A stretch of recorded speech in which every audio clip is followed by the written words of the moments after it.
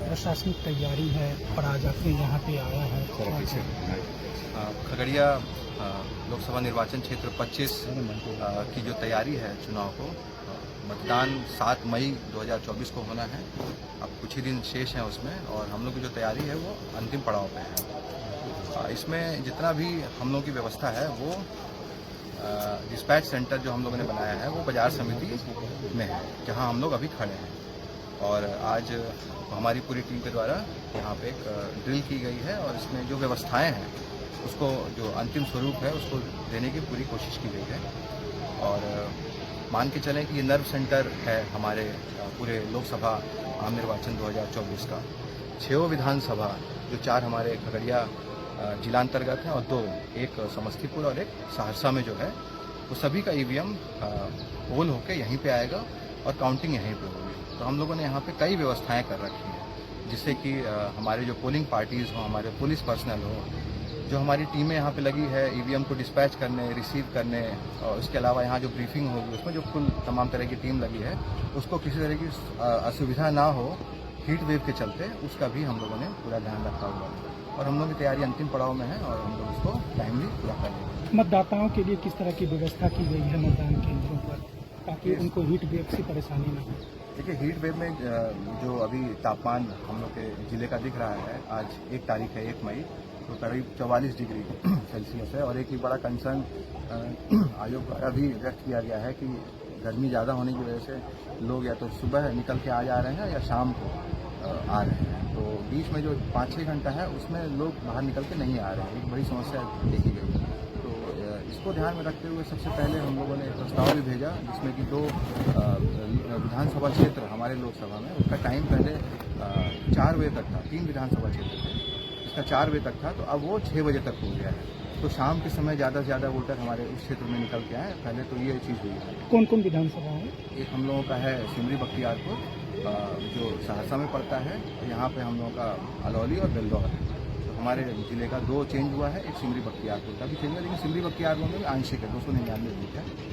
तो एक तरह से इससे भी एक असर पड़ेगा। शाम का समय जब थोड़ा ठंडा रहता है तो लोग ज़्यादा निकल के आते हैं, निश्चित रूप से इस पर VTR वोटर टर्नआउट पे प्रभाव पड़ेगा।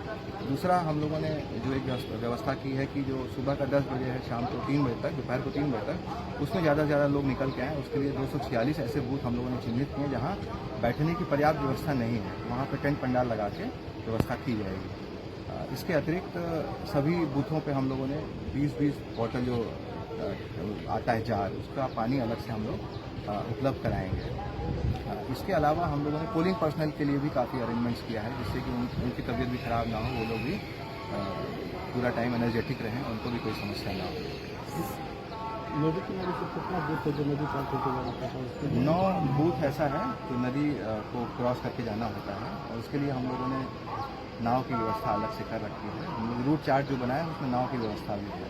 उसके लिए 3 गाड़ियों की व्यवस्था है एक तरह से। यहाँ से जो घाट तक है, घाट से फिर नाव, और फिर उसके बाद एक गाड़ी और। तो वहाँ तक पहुँचने के लिए 3 साधन का इस्तेमाल हम लोग कर रहे हैं। उसकी जानकारी हम लोगों ने अच्छे से इकट्ठा कर रखी है, और वहाँ पे हम लोग पर्याप्त ईवीएम और पर्याप्त फोर्स और मजिस्ट्रेट हम लोग देंगे। तो वहाँ सिक्योरिटी को लेकर कहीं कोई इशू नहीं। वोटिंग परसेंटेज बढ़ाने को लेकर के प्रशासन की तरफ से क्या किया जा रहा है? प्रशासन की तरफ से जैसे अभी 2 चीज़ें हमने बताई कि एक समय को चेंज किया गया है, रिक्वेस्ट पे आयोग ने उसको एक्सेप्ट किया। दूसरा है कि हम लोग लगभग 250 बूथ पे टेंट पंडाल अलग से लगा रहे हैं, जैसे सामुदायिक केंद्र हो गए। लोगों को ये नहीं लगे कि मतलब वहाँ कोई व्यवस्था नहीं है, और वहाँ पे भी बैठने की पर्याप्त व्यवस्था है, पानी की व्यवस्था है। उसके अलावा हम लोग हर लोकेशन पे एक आशा वर्कर, ANM वर्कर दे रहे हैं। अगर किसी को ऐसा लगता है कि बहुत धूप में जाएंगे, कहीं कोई गड़बड़ी हो गई या बीमार पड़ गया, तो हम लोग क्या करेंगे? हर लोकेशन पैरामेडिकल स्टाफ भी हम लोगों ने दे रखा है। उसके अलावा अभी आप देखिएगा कि संध्या चौपाल कई बूथ क्षेत्र में कवर किया जा रहा है। उसमें हम लोगों ने कुछ राशि भी आवंटित की है वीडियोज़ को।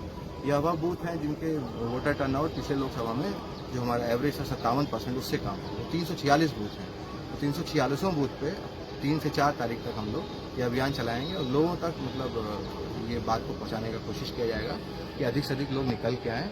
और दोपहर का जो 3 से 4 घंटा होता है उसमें भी आके लोग वोट करें, क्योंकि पर्याप्त व्यवस्था हम लोगों ने अपने मतदान केंद्रों पर कर रखी है। सेंसिटिव कितना बूथ है?